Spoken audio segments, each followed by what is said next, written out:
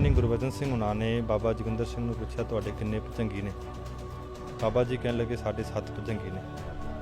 ਕਹਿਣ ਲੱਗੇ ਵੀ ਇੱਕ ਜਿਹੜਾ ਭੁਜੰਗੀ ਸਾਨੂੰ ਦਿਓ।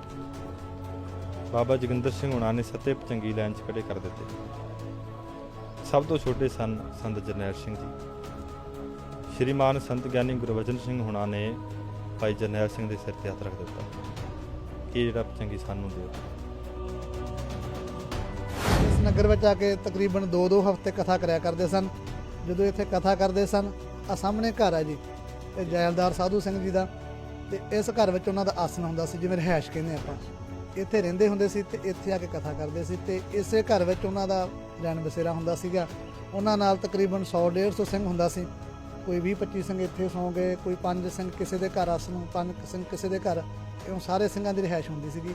ਸੰਤਾਂ ਦਾ ਆਪਣਾ ਆਸਣ ਜੈਲਦਾਰ ਸਾਧੂ ਸਿੰਘ ਜੀ ਦੇ ਘਰ ਵਿੱਚ ਹੁੰਦਾ ਸੀ। ਕਮਰਾ ਤਾਂ ਭਾਵੇਂ ਹੁਣ ਦੁਬਾਰੇ ਨਵਾਂ ਬਣਾਇਆ, ਪਰ ਉਹ ਪੁਰਾਣੀਆਂ ਨੀਹਾਂ ਤੇ ਉਸੇ ਸਾਈਜ਼ ਵਿੱਚ ਕਮਰਾ ਬਣਿਆ ਹੋਇਆ। ਕੰਧਾਂ ਉਹ ਨਵੀਆਂ, ਪਰ ਐਡਾ ਹੀ ਕਮਰਾ ਸੀ ਉਦੋਂ ਵੀ। ਵਾਹਿਗੁਰੂ ਜੀ ਕਾ ਖਾਲਸਾ, ਵਾਹਿਗੁਰੂ ਜੀ ਕੀ ਫਤਿਹ। ਬਾਬਾ ਜੀ ਵਾਹਿਗੁਰੂ ਜੀ ਕਾ ਖਾਲਸਾ, ਵਾਹਿਗੁਰੂ ਜੀ ਕੀ ਫਤਿਹ। ਬਾਬਾ ਜੀ, ਸੰਤ ਜਰਨੈਲ ਸਿੰਘ ਜੀ ਭਿੰਡਰਾਂ ਦੇ ਜਨਮ ਸਥਾਨ ਦੀ ਸੇਵਾ ਸੰਭਾਲ ਤੁਸੀਂ ਕਰ ਰਹੇ ਹੋ ਪਿਛਲੇ 9 ਸਾਲਾਂ ਤੋਂ। ਕਿਸ ਤਰ੍ਹਾਂ ਦਾ ਸੀ ਉਹਨਾਂ ਦਾ ਮੁੱਢਲਾ ਜੀਵਨ ਜੀ? ਦੇਖੋ ਜੀ, ਦਾਸ ਸਮੂਹੀ ਸੰਗਤਾਂ ਨਾਨਕ ਨਾਮ ਲੇਵਾ ਸੰਗਤਾਂ ਨੂੰ ਦਾਸ ਫਤਿਹ ਅਰਜ਼ ਕਰਦਾ ਹੈ। ਵਾਹਿਗੁਰੂ ਜੀ ਕਾ ਖਾਲਸਾ, ਵਾਹਿਗੁਰੂ ਜੀ ਕੀ ਫਤਿਹ। ਇਸ ਸਥਾਨ ਦੇ ਆਪ ਦਰਸ਼ਨ ਕਰ ਰਹੇ ਹੋ, ਇਹ ਦਰਸ਼ਨ 20ਵੀਂ ਸਦੀ ਦੇ ਮਹਾਨ ਸਿੱਖ ਜਰਨੈਲ ਮਰਦੇ ਮੁਜਾਹਦ ਸੰਤ ਗਿਆਨੀ ਜਰਨੈਲ ਸਿੰਘ ਜੀ ਖਾਲਸਾ ਭਿੰਡਰਾਂ ਵਾਲੇ ਮਹਾਂਪੁਰਖਾਂ ਦਾ ਸਥਾਨ ਹੈ। ਗੁਰਦੁਆਰਾ ਸੰਤ ਖਾਲਸਾ ਜਨਮ ਸਥਾਨ। ਮਹਾਂਪੁਰਖਾਂ ਦਾ ਜੋ ਜਨਮ ਇਸੇ ਸਥਾਨ ਤੇ ਹੋਇਆ। ਮਹਾਂਪੁਰਖਾਂ ਦੇ ਸਤਿਕਾਰਯੋਗ ਪਿਤਾ ਬਾਬਾ ਜੋਗਿੰਦਰ ਸਿੰਘ, ਮਾਤਾ ਨਿਹਾਲ ਕੌਰ, ਅਤੇ ਜਦੋਂ ਮਹਾਂਪੁਰਖ ਜਨਮ ਤੋਂ ਬਾਅਦ ਥੋੜ੍ਹੇ ਜਿਹੇ ਵੱਡੇ ਹੋਏ, ਵਿੱਦਿਆ ਆਰੰਭ ਕੀਤੀ ਪੜ੍ਹਨੀ, ਦੁਨਿਆਵੀ ਵਿੱਦਿਆ। ਸਤਿਕਾਰਯੋਗ ਬਾਬਾ ਜੋਗਿੰਦਰ ਸਿੰਘ ਕਹਿਣ ਲੱਗੇ, ਭਾਈ ਜਰਨੈਲ ਸਿੰਘ ਤੂੰ ਕਿੰਨੀ ਬਾਣੀ ਪੜ੍ਹਦਾ? ਕਹਿਣ ਲੱਗੇ ਜੀ ਅਸੀਂ 5 ਬਾਣੀ ਦਾ ਨਿਤਨੇਮ ਕਰਦੇ ਹਾਂ, ਸ਼ਾਮ ਨੂੰ 2 ਬਾਣੀਆਂ ਦਾ। ਬਾਬਾ ਜੋਗਿੰਦਰ ਸਿੰਘ ਕਹਿਣ ਲੱਗੇ, ਭਾਈ ਜਰਨੈਲ ਸਿੰਘ ਵੀ ਜਪਜੀ ਸਾਹਿਬ ਦਾ ਪਾਠ ਇੱਕ ਹੋਰ ਵਧਾ ਦੇ। 1 ਵਧਾਤਾ, 2 ਵਧਾਤੇ, 5 ਤੇ ਆ ਗਿਆ, 10 ਤੇ ਆ ਗਏ। ਹੌਲੀ ਹੌਲੀ ਜੋ ਭਾਈ ਜਰਨੈਲ ਸਿੰਘ ਹੋਣਾ ਜੋ ਮਹਾਂਪੁਰਖ ਬਣੇ, ਜਪਜੀ ਸਾਹਿਬ ਦੇ ਪਾਠ ਬਹੁਤ ਕਰਨ ਲੱਗ ਪਏ। ਉਸ ਤੋਂ ਬਾਅਦ ਦਮਦਮੀ ਟਕਸਾਲ ਦੇ 12ਵੇਂ ਮੁਖੀ ਵਿੱਦਿਆ ਮਾਰਤੰਡ ਸ਼੍ਰੀਮਾਨ ਸੰਤ ਗਿਆਨੀ ਗੁਰਬਚਨ ਸਿੰਘ ਜੀ ਖਾਲਸਾ ਜਥੇ ਸਮੇਤ ਹਰ ਸਾਲ ਇਸ ਨਗਰ ਵਿੱਚ ਆਇਆ ਕਰਦੇ ਸਨ ਕਥਾ ਵਿਚਾਰ ਕਰਨ ਵਾਸਤੇ। ਸੰਤ ਗਿਆਨੀ ਗੁਰਬਚਨ ਸਿੰਘ ਹੁਣਾਂ ਨੇ ਬਾਬਾ ਜੋਗਿੰਦਰ ਸਿੰਘ ਨੂੰ ਪੁੱਛਿਆ ਤੁਹਾਡੇ ਕਿੰਨੇ ਭੁਜੰਗੀ ਨੇ। ਬਾਬਾ ਜੀ ਕਹਿਣ ਲੱਗੇ ਸਾਡੇ 7 ਭੁਜੰਗੀ ਨੇ। ਕਹਿਣ ਲੱਗੇ ਵੀ ਇੱਕ ਜਿਹੜਾ ਭੁਜੰਗੀ ਸਾਨੂੰ ਦਿਓ। ਬਾਬਾ ਜੋਗਿੰਦਰ ਸਿੰਘ ਹੁਣਾਂ ਨੇ 7 ਭੁਜੰਗੀ ਲਾਈਨ 'ਚ ਖੜੇ ਕਰ ਦਿੱਤੇ। ਸਭ ਤੋਂ ਛੋਟੇ ਸਨ ਸੰਤ ਜਰਨੈਲ ਸਿੰਘ ਜੀ। ਸ਼੍ਰੀਮਾਨ ਸੰਤ ਗਿਆਨੀ ਗੁਰਬਚਨ ਸਿੰਘ ਹੁਣਾਂ ਨੇ ਭਾਈ ਜਰਨੈਲ ਸਿੰਘ ਦੇ ਸਿਰ ਤੇ ਹੱਥ ਰੱਖ ਦਿੱਤਾ ਕਿ ਜਿਹੜਾ ਭੁਜੰਗੀ ਸਾਨੂੰ ਦਿਓ। ਗੁਰੂ ਅਰਜਨ ਸਾਹਿਬ ਮਹਾਰਾਜ ਕਹਿੰਦੇ ਬ੍ਰਹਮ ਗਿਆਨੀ ਕੀ ਗਤ ਬ੍ਰਹਮ ਗਿਆਨੀ ਜਾਣੈ। ਉਸ ਤੋਂ ਬਾਅਦ ਮਹਾਂਪੁਰਖਾਂ ਨੂੰ ਜਥੇ ਵਿੱਚ ਸ਼ਾਮਲ ਕੀਤਾ ਗਿਆ, ਅਤੇ ਮਹਾਂਪੁਰਖਾਂ ਦੇ ਨਾਲ ਨਾਲ ਜੋ ਅਭਿਆਸ ਸੀ ਬਾਣੀ ਦਾ ਉਹ 101 ਪਾਠ ਜਪਜੀ ਸਾਹਿਬ ਦਾ ਹੋ ਗਿਆ। ਅਤੇ ਮਹਾਂਪੁਰਖਾਂ ਨੇ 8 ਘੰਟਿਆਂ ਅੰਦਰ ਆਸਾ ਦੀ ਵਾਰ ਕੰਠ ਕੀਤੀ। ਇੱਕ ਦਿਨ ਦੇ ਅੰਦਰ ਸੁਖਮਨੀ ਸਾਹਿਬ ਦੀ ਬਾਣੀ ਕੰਠ ਕੀਤੀ। ਇਸ ਤੋਂ ਇਲਾਵਾ ਮਹੀਨੇ ਅੰਦਰ ਸਹਿਜ ਪਾਠ ਦਾ ਭੋਗ ਪਾਉਂਦੇ ਸਨ। ਕਿਸੇ ਦੇ ਨਾਲ ਬਹੁਤਾ ਬੋਲਦੇ ਨਹੀਂ ਸਨ। ਜੋ ਬਚਪਨ ਉਹਨਾਂ ਦਾ ਇਸ ਨਗਰ ਅੰਦਰ ਬਤੀਤ ਹੋਇਆ, ਜਾਂ ਉਹਨਾਂ ਨੇ ਖੇਤੀ ਕੀਤੀ ਕੁਝ ਸਮਾਂ, ਤਾਂ ਵੀ ਖੇਤੀ ਕਰਦਿਆਂ ਵੀ, ਕਣਕ ਵੱਢਦਿਆਂ ਵੀ, ਹਲ ਵਾਹੁੰਦਿਆਂ ਵੀ ਉਹ ਜਪਜੀ ਸਾਹਿਬ ਦੇ ਪਾਠ ਕਰਿਆ ਕਰਦੇ ਸਨ। ਕਿਸੇ ਨਾਲ ਬਹੁਤਾ ਨਹੀਂ ਸੀ ਬੋਲਦੇ। ਉਸ ਤੋਂ ਬਾਅਦ ਜੋ ਮਹਾਂਪੁਰਖਾਂ ਦੇ ਜਥੇ ਵਿੱਚ ਸ਼ਾਮਲ ਹੋਏ, ਦਮਦਮੀ ਟਕਸਾਲ ਦੇ ਅੰਦਰ ਸਮਾਂ ਆਪਣੀ ਚਾਲ ਚੱਲਿਆ। ਸੰਤ ਗਿਆਨੀ ਕਰਤਾਰ ਸਿੰਘ ਦਮਦਮੀ ਟਕਸਾਲ ਦੇ ਮੁਖੀ ਬਣੇ। ਉਸ ਤੋਂ ਬਾਅਦ 78 ਦੇ ਅੰਦਰ ਜਾ ਕਰਕੇ ਸੰਤ ਗਿਆਨੀ ਜਰਨੈਲ ਸਿੰਘ ਦਮਦਮੀ ਟਕਸਾਲ ਦੇ ਮੁਖੀ ਬਣਦੇ। 1978 ਦੇ ਵਿੱਚ ਜਿਹੜੇ ਸੰਤ ਜਰਨੈਲ ਸਿੰਘ ਜੀ ਭਿੰਡਰਾਂ ਵਾਲੇ ਦਮਦਮੀ ਟਕਸਾਲ ਦੇ ਮੁਖੀ ਬਣਦੇ ਆ, ਇਸ ਨਗਰ ਦੇ ਵਿੱਚ ਉਹਨਾਂ ਨੇ ਆਪਣੇ ਜੀਵਨ ਦੇ ਕਿੰਨੇ ਮੁੱਢਲੇ ਸਾਲ ਗੁਜ਼ਾਰੇ ਹੈ ਜੀ ਰੋਡੇ? ਮਹਾਂਪੁਰਖਾਂ ਨੇ ਤਕਰੀਬਨ 15-16 ਸਾਲ ਇਸ ਨਗਰ ਬਤੀਤ ਕੀਤੇ। ਇਸ ਤੋਂ ਇਲਾਵਾ ਮਹਾਂਪੁਰਖ ਆਉਂਦੇ ਵੀ ਰਹੇ ਆ। ਮੁਖੀ ਬਣਨ ਤੋਂ ਪਹਿਲਾਂ ਜਥੇ ਵਿੱਚ ਰਹਿੰਦੇ ਸੀ, ਕੁਝ ਸਮਾਂ ਲਾ ਕੇ ਫਿਰ ਵਾਪਸ ਜਥੇ ਵਿੱਚ ਜਾ ਵੜਦੇ ਸਨ। ਅਤੇ ਇੱਕ ਜਿਹੜਾ ਹੈਗਾ ਸੰਤਾਂ ਦੇ ਪਰਿਵਾਰ ਦੇ ਵਿੱਚ ਅੱਜ ਕੌਣ ਕੌਣ ਨੇ ਜੀ?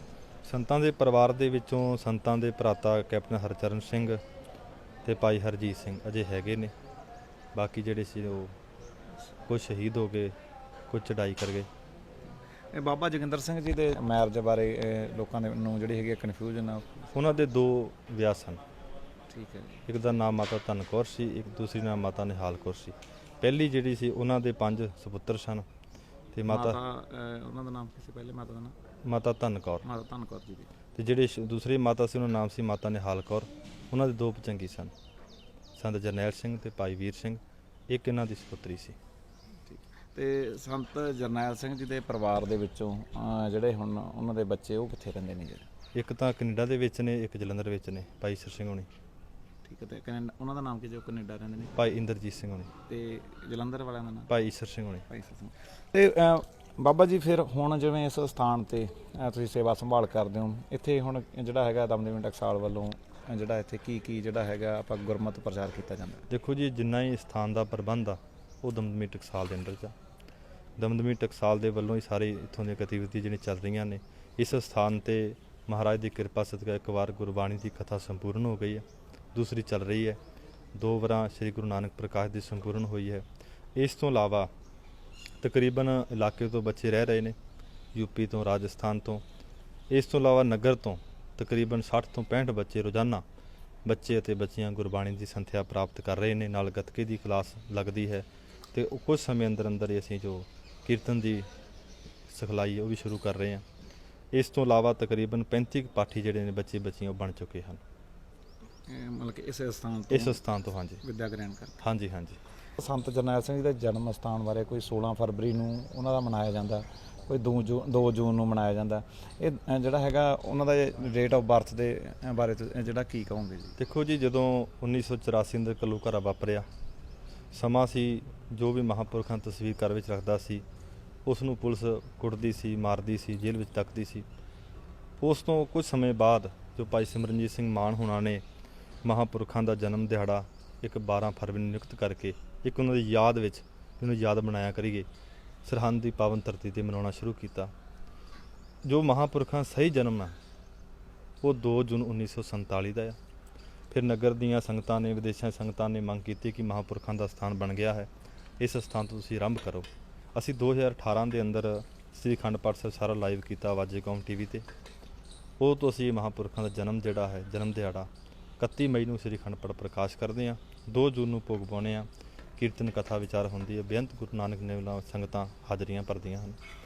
ਸੋ ਦਾਸ ਸਮੁੱਚੀਆਂ ਸੰਗਤਾਂ ਨੂੰ ਬੇਨਤੀ ਕਰਦਾ ਹੈ ਕਿ ਜੋ ਮਹਾਂਪੁਰਖਾਂ ਦਾ ਸਹੀ ਜਨਮ ਆ ਉਹ 2 ਜੂਨ 1947 ਦਾ ਹੈ।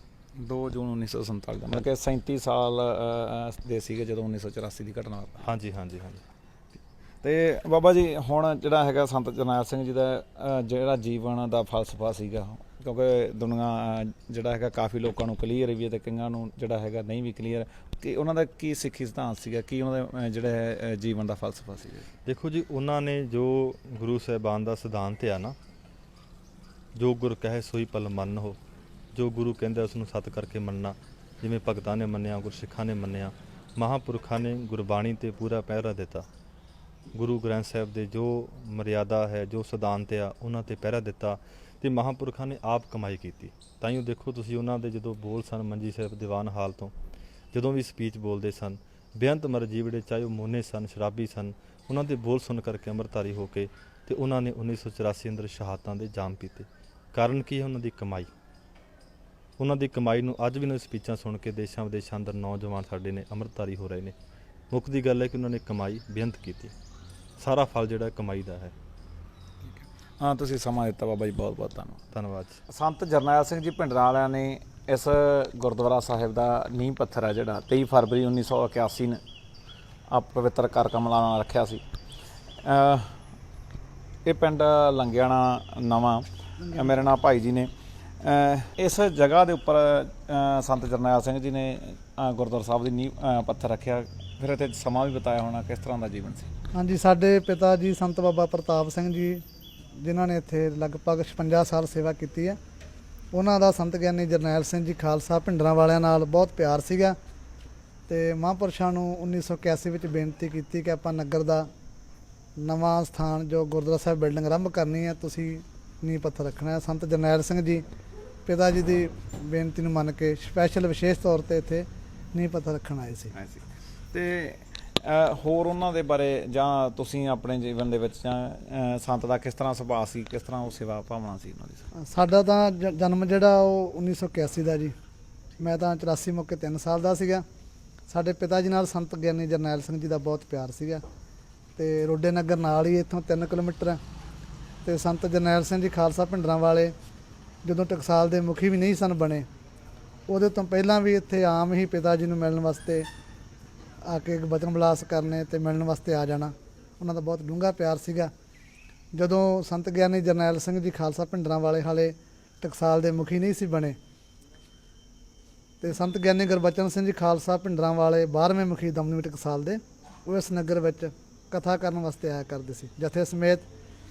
ਤੇ ਸੰਤ ਗਿਆਨੀ ਜਰਨੈਲ ਸਿੰਘ ਜੀ ਬਾਣੀ ਪੜ੍ਹਦੇ ਹੋਏ ਆਪਣੇ ਨਗਰ ਰੋਡਿਆਂ ਤੋਂ ਦੁੱਧ ਦੀ ਬਲਟੋਈ ਭਰ ਕੇ ਸਿਰ ਤੇ ਰੱਖ ਕੇ ਤੁਰ ਕੇ ਇੱਥੇ ਆ ਕੇ ਲੰਗਰ ਵਿੱਚ ਦੁੱਧ ਪਾਉਣ ਦੀ ਸੇਵਾ ਕਰਦੇ ਸੀ। ਬਹੁਤ ਸ਼ਰਧਾ ਸੀ ਉਹਨਾਂ ਦੀ, ਬਹੁਤ ਭਾਵਨਾ ਸੀ ਸੰਤ ਗਿਆਨੀ ਗੁਰਬਚਨ ਸਿੰਘ ਜੀ ਖਾਲਸਾ ਉੱਪਰ। ਜਰਨੈਲ ਸਿੰਘ ਜੀ ਭਿੰਡਰਾਂ ਦੇ ਜਿਹੜੇ ਫਾਦਰ ਸਾਹਿਬ ਸੀਗੇ ਜੀ, ਉਹਨਾਂ ਦਾ ਕੀ ਨਾਮ ਸੀਗਾ ਤੇ ਉਹਨਾਂ ਦੇ ਜਿਹੜਾ ਹੈਗਾ ਹਿਸਟਰੀ ਦੇ ਵਿੱਚ ਆਪਾਂ ਕਿ ਉਹਨਾਂ ਦੇ 2 ਵਿਆਹ ਹੁੰਦੇ ਨੇ, ਠੀਕ ਹੈ, ਉਹਦਾ ਕੀ ਕਾਰਨ ਸੀਗਾ ਤੇ ਉਹਨਾਂ ਦੀ ਸੰਤਾਨ ਦੇ ਵਿੱਚ ਕੌਣ ਕੌਣ? ਸੰਤ ਗਿਆਨੀ ਜਰਨੈਲ ਸਿੰਘ ਜੀ ਖਾਲਸਾ ਭਿੰਡਰਾਂ ਵਾਲਿਆਂ ਦੇ ਪਿਤਾ ਸਤਿਕਾਰਯੋਗ ਬਾਬਾ ਜੋਗਿੰਦਰ ਸਿੰਘ ਜੀ, ਉਹਨਾਂ ਦਾ ਪਹਿਲਾਂ ਵਿਆਹ ਹੋ ਚੁੱਕਾ ਸੀਗਾ ਤੇ ਸੰਤਾਂ ਦੇ ਜਿਹੜੇ ਮਾਤਾ ਜੀ ਮਾਤਾ ਨਿਹਾਲ ਕੌਰ, ਉਹਨਾਂ ਦੀ ਕੁੜਮਾਈ ਸੰਤ ਬਾਬਾ ਜੋਗਿੰਦਰ ਸਿੰਘ ਜੀ ਦੇ ਛੋਟੇ ਵੱਡੇ ਭਰਾ ਬਾਬਾ ਸੱਜਣ ਸਿੰਘ ਨਾਲ ਹੋਈ ਸੀਗੀ। ਉਹ ਪਲੇਗ ਦੀ ਬਿਮਾਰੀ ਦੌਰਾਨ ਚੜ੍ਹਾਈ ਕਰ ਗਏ ਤੇ ਮਾਤਾ ਨਿਹਾਲ ਕੌਰ ਦੇ ਪਿਤਾ ਬਾਬਾ ਬਚਨ ਸਿੰਘ ਨੇ ਫਿਰ ਆ ਕੇ ਬੇਨਤੀ ਕੀਤੀ ਰੋਡੇ ਨਗਰ ਵਿੱਚ ਸੰਤ ਗਿਆਨੀ ਕਿਰਪਾਲ ਸਿੰਘ ਜੀ ਨੂੰ ਕਿ ਸਾਡੀ ਲੜਕੀ ਦੀ ਕੁੜਮਾਈ ਇਸ ਘਰ ਵਿੱਚ ਹੋਈ ਹੈ ਤੇ ਸਾਡੀ ਇੱਛਾ ਵੀ ਸਾਡੀ ਲੜਕੀ ਦਾ ਵਿਆਹ ਵੀ ਇਸੇ ਘਰ ਵਿੱਚ ਹੋਵੇ। ਉਹ ਕਹਿੰਦੇ ਵੀ ਸਾਡਾ ਤਾਂ ਇੱਕੋ ਇੱਕ ਪੁੱਤਰ ਜਿਹੜਾ ਬਚਿਆ ਉਹਦਾ ਵਿਆਹ ਹੋ ਚੁੱਕਾ। ਉਹ ਕਹਿੰਦੇ ਭਾਵੇਂ ਵਿਆਹ ਹੋ ਚੁੱਕਾ ਪਰ ਤੁਸੀਂ ਸਾਡੀ ਬੇਨਤੀ ਮੰਨੋ ਵੀ ਸਾਡੀ ਲੜਕੀ ਦਾ ਆਨੰਦ ਕਾਰਜ ਇਸੇ ਘਰ ਵਿੱਚ ਹੋਵੇ, ਦੂਸਰਾ ਵਿਆਹ ਕਰ ਲਵੋ ਵੀ ਅਸੀਂ ਆਪਣੀ ਮਰਜ਼ੀ ਨਾਲ ਇਸੇ ਘਰ ਵਿੱਚ ਆਪਣੀ ਲੜਕੀ ਨੂੰ ਵਿਆਹਣਾ ਚਾਹੁੰਦੇ ਹਾਂ। ਫਿਰ ਸੰਤ ਗਿਆਨੀ ਕਿਰਪਾਲ ਸਿੰਘ ਜੀ ਖਾਲਸਾ ਭਿੰਡਰਾਂ ਵਾਲਿਆਂ ਨੇ ਸੰਤ ਗਿਆਨੀ ਗੁਰਬਚਨ ਸਿੰਘ ਜੀ ਖਾਲਸਾ ਭਿੰਡਰਾਂ ਵਾਲਿਆਂ ਨਾਲ ਗੱਲ ਕੀਤੀ। ਉਹਨਾਂ ਦੀ ਸਿਫਾਰਿਸ਼ ਨਾਲ ਮਾਤਾ ਜੀ ਮੰਨ ਗਏ। ਇਉਂ ਮਾਤਾ ਨਿਹਾਲ ਕੌਰ ਜੀ ਵੀ ਇਸੇ ਘਰ ਵਿੱਚ ਦੂਸਰੇ ਵਿਆਹ ਦੇ ਤੌਰ ਤੇ ਬਾਬਾ ਜੋਗਿੰਦਰ ਸਿੰਘ ਦੇ ਘਰ ਵਿੱਚ ਆਏ। ਇਉਂ 2 ਵਿਆਹ ਹੋਣ ਦਾ ਕਾਰਨ ਸੀ। ਤੇ ਜਿਹੜੇ ਉਹਨਾਂ ਦੇ ਮਤਲਬ ਰੀਅਲ ਬ੍ਰਦਰ ਸਿਸਟਰ ਨੇ, ਉਹਨਾਂ ਦਾ ਕੀ ਨਾਮ ਨੇ ਜੀ? ਜਿਹੜੇ ਮਾਤਾ ਨਿਹਾਲ ਕੌਰ ਜੀ, ਉਹਨਾਂ ਤੋਂ 3 ਸੰਤਾਨਾਂ ਹੋਈਆਂ। ਭਾਈ ਵੀਰ ਸਿੰਘ ਜੀ ਵੱਡੇ ਭਰਾ ਸਨ, ਉਹਨਾਂ ਤੋਂ ਛੋਟੇ ਇੱਕ ਭੈਣ ਜੀ ਸਨ ਤੇ ਇੱਕ ਸਭ ਤੋਂ ਛੋਟੇ ਸੰਤ ਜਰਨੈਲ ਸਿੰਘ ਜੀ। ਇੱਕ ਮਾਤਾ ਦੇ ਕੁੱਖ ਤੋਂ ਇਹ 3 ਜਿਹੜੇ ਸੰਤਾਨਾਂ ਪੈਦਾ ਹੋਈਆਂ। ਜਿਹੜੇ ਦੂਸਰਾ ਪਹਿਲਾ ਵਿਆਹ ਸੀਗਾ ਉਹਨਾਂ ਤੋਂ 5 ਪੁੱਤਰ ਪੈਦਾ ਹੋਏ। ਭਾਈ ਜਗੀਰ ਸਿੰਘ ਜੀ, ਭਾਈ ਜਗਜੀਤ ਸਿੰਘ ਜੀ, ਭਾਈ ਕੈਪਟਨ ਹਰਚਰਨ ਸਿੰਘ ਜੀ ਤੇ ਮਾਸਟਰ ਜਗਰਾਜ ਸਿੰਘ ਜੀ ਤੇ ਭਾਈ ਹਰਜੀਤ ਸਿੰਘ। ਇਹ 5 ਭਰਾ ਇੱਕ ਮਾਤਾ ਦੇ ਕੁੱਖ ਤੋਂ ਸਨ ਤੇ 2 ਭਰਾ ਸੰਤ ਗਿਆਨੀ ਜਰਨੈਲ ਸਿੰਘ ਜੀ ਤੇ ਭਾਈ ਵੀਰ ਸਿੰਘ ਜੀ ਤੇ ਇੱਕ ਭੈਣ, ਇਹ ਇੱਕ ਮਾਤਾ ਦੀ ਕੁੱਖ ਤੋਂ ਸਨ ਜੀ। ਜਿਹੜੀ ਤੁਸੀਂ ਕਿਤਾਬ ਆ ਸਿਰਦ ਸੰਤ ਖਾਲਸਾ ਜੀ, ਕਿਹਨਾਂ ਨੇ ਲਿਖੀ ਤੇ ਕੀ ਕਹਿਣਾ ਚਾਹੋਗੇ ਇਸ ਕਿਤਾਬ? ਇਹ ਕਿਤਾਬ ਜੀ ਸਿੰਘ ਸਾਹਿਬ ਭਾਈ ਜਸਵੀਰ ਸਿੰਘ ਜੀ ਖਾਲਸਾ, ਸਾਬਕਾ ਜਥੇਦਾਰ ਸ੍ਰੀ ਅਕਾਲ ਤਖਤ ਸਾਹਿਬ, ਜੋ ਸੰਤ ਗਿਆਨੀ ਜਰਨੈਲ ਸਿੰਘ ਜੀ ਖਾਲਸਾ ਭਿੰਡਰਾਂ ਵਾਲਿਆਂ ਦੇ ਸਕੇ ਭਤੀਜੇ ਨੇ, ਉਹਨਾਂ ਨੇ ਲਿਖੀ ਹੈ। ਇਸ ਕਿਤਾਬ ਵਿੱਚ ਬਹੁਤ ਵੱਡਮੁੱਲੀ ਜਾਣਕਾਰੀ ਹੈ। ਜਿਹੜੇ ਵੀ ਲੋਕ ਜਾਂ ਸੰਗਤਾਂ ਸ਼ਰਧਾ ਭਾਵਨਾ ਨਾਲ ਸੰਤਾਂ ਦੀ ਜੀਵਨੀ ਪੜ੍ਹਨੀ ਚਾਹੁੰਦੇ ਆ, ਉਹ ਇਸ ਕਿਤਾਬ ਨੂੰ ਜ਼ਰੂਰ ਪੜ੍ਹਨ। ਇਹਦੇ ਵਿੱਚ ਬਹੁਤ ਜਾਣਕਾਰੀ ਮਿਲੇਗੀ। ਤੁਸੀਂ ਦੱਸਿਆ ਕਿ ਦਮਦਮੀ ਟਕਸਾਲ ਦੇ ਸੰਤਾਂ ਤੋਂ ਪਹਿਲਾਂ ਮੁਖੀ ਸੀਗੇ ਬਾਬਾ ਗੁਰਬਖਸ਼ ਸਿੰਘ ਜੀ, ਉਹ ਇੱਥੇ ਆਉਂਦੇ ਰਹੇ? ਸੰਤ ਗਿਆਨੀ ਗੁਰਬਚਨ ਸਿੰਘ ਜੀ, ਹਾਂਜੀ, ਉਹ ਇਸ ਨਗਰ ਵਿੱਚ ਆ ਕੇ ਤਕਰੀਬਨ 2-2 ਹਫ਼ਤੇ ਕਥਾ ਕਰਿਆ ਕਰਦੇ ਸਨ। ਜਦੋਂ ਇੱਥੇ ਕਥਾ ਕਰਦੇ ਸਨ, ਆ ਸਾਹਮਣੇ ਘਰ ਹੈ ਜੀ, ਇਹ ਜੈਲਦਾਰ ਸਾਧੂ ਸਿੰਘ ਜੀ ਦਾ, ਤੇ ਇਸ ਘਰ ਵਿੱਚ ਉਹਨਾਂ ਦਾ ਆਸਣ ਹੁੰਦਾ ਸੀ, ਜਿਵੇਂ ਰਿਹਾਇਸ਼ ਕਹਿੰਦੇ ਆਪਾਂ। ਇੱਥੇ ਰਹਿੰਦੇ ਹੁੰਦੇ ਸੀ ਤੇ ਇੱਥੇ ਆ ਕੇ ਕਥਾ ਕਰਦੇ ਸੀ ਤੇ ਇਸੇ ਘਰ ਵਿੱਚ ਉਹਨਾਂ ਦਾ ਰਹਿਣ ਬਸੇਰਾ ਹੁੰਦਾ ਸੀਗਾ। ਉਹਨਾਂ ਨਾਲ ਤਕਰੀਬਨ 100-150 ਸਿੰਘ ਹੁੰਦਾ ਸੀ। ਕੋਈ 20-25 ਸਿੰਘ ਇੱਥੇ ਸੌਂ ਗਏ, ਕੋਈ 5 ਸਿੰਘ ਕਿਸੇ ਦੇ ਘਰ ਆਸਣ, 5 ਸਿੰਘ ਕਿਸੇ ਦੇ ਘਰ, ਇਉਂ ਸਾਰੇ ਸਿੰਘਾਂ ਦੀ ਰਿਹਾਇਸ਼ ਹੁੰਦੀ ਸੀਗੀ। ਸੰਤਾਂ ਦਾ ਆਪਣਾ ਆਸਣ ਜੈਲਦਾਰ ਸਾਧੂ ਸਿੰਘ ਜੀ ਦੇ ਘਰ ਵਿੱਚ ਹੁੰਦਾ ਸੀ। ਬਾਬਾ ਜੀ, ਇਸ ਕਮਰੇ ਦੇ ਵਿੱਚ ਜਿਹੜੇ ਗਿਆਨੀ ਗੁਰਬਚਨ ਸਿੰਘ ਜੀ ਆਉਂਦੇ ਰਹੇ ਨੇ? ਹਾਂਜੀ, ਆਪਾਂ ਜਿਵੇਂ ਪਹਿਲਾਂ ਗੱਲ ਕੀਤੀ ਸੀ ਗੁਰਦੁਆਰਾ ਸਾਹਿਬ ਖੜ੍ਹ ਕੇ, ਤੇ ਸੰਤ ਗਿਆਨੀ ਗੁਰਬਚਨ ਸਿੰਘ ਜੀ ਖਾਲਸਾ ਭਿੰਡਰਾਂ ਵਾਲੇ ਇਸ ਕਮਰੇ ਵਿੱਚ ਰਿਹਾ ਕਰਦੇ ਸੀਗੇ। ਜਿਹੜਾ ਇਹ ਕਮਰਾ, ਉਹ ਕਮਰਾ ਤਾਂ ਭਾਵੇਂ ਹੁਣ ਦੁਬਾਰੇ ਨਵਾਂ ਬਣਾਇਆ, ਪਰ ਉਹ ਪੁਰਾਣੀਆਂ ਨੀਹਾਂ ਤੇ ਉਸੇ ਸਾਈਜ਼ ਵਿੱਚ ਕਮਰਾ ਬਣਿਆ ਹੋਇਆ। ਕੰਧਾਂ ਉਹ ਨਵੀਆਂ, ਪਰ ਐਡਾ ਹੀ ਕਮਰਾ ਸੀ ਉਦੋਂ ਵੀ। ਇਹ ਜਿਹੜਾ ਕਮਰਾ, ਇਹ ਘਰ ਹੈ ਜੈਲਦਾਰ ਸਾਧੂ ਸਿੰਘ ਜੀ ਦੇ ਪਿਤਾ ਬਾਬਾ ਉਜਾਗਰ ਸਿੰਘ ਜੀ ਉਦੋਂ ਵੱਡੇ ਹੋਇਆ ਕਰਦੇ ਸਨ। ਜੈਲਦਾਰ ਜੀ ਦੀ ਉਮਰ ਛੋਟੀ ਸੀਗੀ, ਉਦੋਂ ਇੱਥੇ ਰਹਿੰਦੇ ਹੁੰਦੇ ਸੀ। ਬਾਪੂ ਜੀ, ਤੁਹਾਡੇ ਪਿੰਡ ਨਾਲ ਜਿਹੜਾ ਹੈਗਾ ਟਕਸਾਲ ਦਾ, ਜਿਹੜਾ ਆਪਾਂ ਕਿ ਦਮਦਮੀ ਟਕਸਾਲ ਦਾ ਜਿਹੜਾ ਰਿਸ਼ਤਾ ਪੁਰਾਣਾ ਹੈ, ਕਿੱਥੋਂ ਪੁਰਾਣਾ ਜੀ? ਬਾਬਾ ਜੀ ਪਹਿਲਾਂ ਬਾਬੇ ਸੁੰਦਰ ਸਿੰਘ ਤੋਂ ਲੈ ਕੇ ਜੀ, ਬਾਬਾ ਸੁੰਦਰ ਸਿੰਘ ਪਿੰਡ ਦੇ ਵਿੱਚ ਇੱਕ ਲਾਲ ਸਿੰਘ ਦਾ ਘਰ ਆ, ਚਵਾਰਾ ਸੀਗਾ, ਜਾਣੀ ਉਹਦੇ 'ਚ ਰਹਿੰਦੇ ਹੁੰਦੇ ਸੀਗੇ। ਅਤੇ ਸਾਡੇ ਪਿੰਡ ਦਾ ਪਾਣੀ ਵੀ ਬਹੁਤ ਮਾੜਾ ਸੀਗਾ, ਅਤੇ ਸਾਡੇ ਪਿੰਡਿਆਂ ਨੇ ਮਹਾਂਪੁਰਖਾਂ ਨੂੰ ਕਿਹਾ ਵੀ ਸਾਡਾ ਪਾਣੀ ਹੈਗਾ ਜਿਹੜਾ ਨਾ ਕੌੜਾ ਹੈ। ਮਹਾਂਪੁਰਖਾਂ ਨੇ ਬਚਨ ਕਰਤਾ ਵੀ ਤੁਹਾਡੇ ਪਿੰਡ ਦਾ ਪਾਣੀ ਮਿੱਠਾ ਹੋ ਜਾਊਗਾ। ਉਸ ਤੋਂ ਬਾਅਦ ਮੇਰੀ ਸੁਰਤ ਜਦੋਂ ਸੰਭਲੀ ਆ, ਬਾਬਾ ਗੁਰਬਚਨ ਸਿੰਘ ਆਉਣ ਲੱਗ ਪਏ ਇੱਥੇ। ਉਹ ਮੇਰੀ ਸੁਰਤ ਤੋਂ ਪਹਿਲਾਂ ਜਾਣੀ ਆਉਂਦੇ ਰਹੇ, ਵੇਖਿਆ ਨਹੀਂ ਮੈਂ। ਬਾਬਾ ਗੁਰਬਚਨ ਸਿੰਘ ਆਉਂਦੇ ਰਹੇ ਆ। ਉਸ ਤੋਂ ਬਾਅਦ ਬਹੁਤ ਚਿਰ ਸੰਤਾਂ ਨੂੰ ਸਾਡੇ ਪਿੰਡਿਆਂ ਨੇ ਬਹੁਤ ਕਿਹਾ ਵੀ ਭਾਈ ਸਾਡੇ ਚੁਆਰੇ ਆ, ਸਾਡੇ ਪੱਕੇ ਆ, ਸਾਡੇ ਮਕਾਨ 'ਚ ਰਹੋ।